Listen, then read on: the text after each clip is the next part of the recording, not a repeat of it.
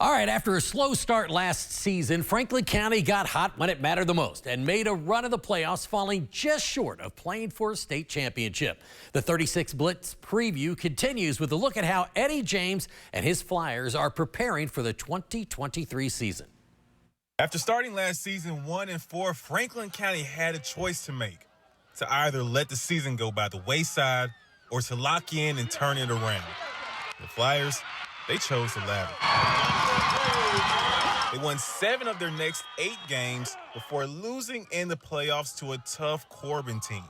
Franklin County carries that same belief from last season into this year. We're going to coach and our kids are going to play, and their belief in our program and our culture will carry us through at the end of the day. Franklin County will have to fill the void left behind by Army commit Peyton Ledford and Louisville commit Caden Mormon. A task head coach Eddie James knows won't be easy.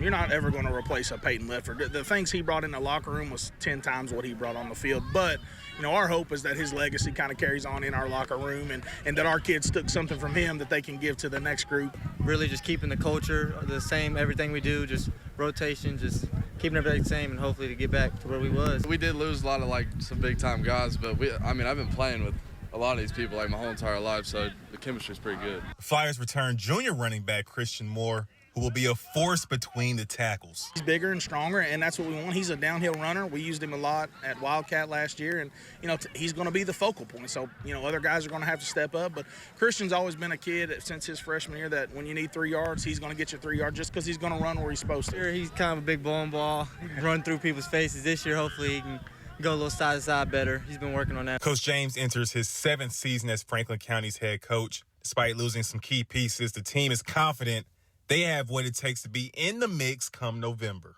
It's everything on time, no jogging, nothing.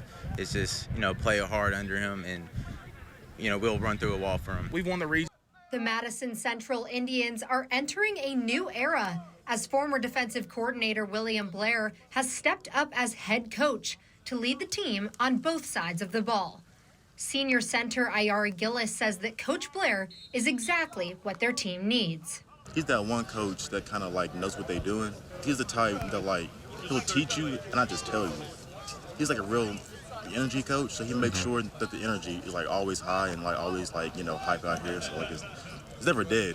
It's always lit with him, Coach Blair says that the transition within the coaching staff has been a smooth one. They kind of knew about how I work and how my temperament was with the defense. On that side, but as the head coach is kind of seeing both sides now. So Coach Tyler Mattingly has come in as the offense coordinator, and he does a lot of things that's similar to the way I ran things on the defensive side. And so that's been an easy transition with him being there, and then Coach Chapman taking over the defense, and Coach Smoot's back there in the secondary. So our coaches, we all kind of got the same path of where we want to go. Coach Blair says he wants to emphasize 2 things this season when his players take the field. Being physical and being disciplined. That's my goal.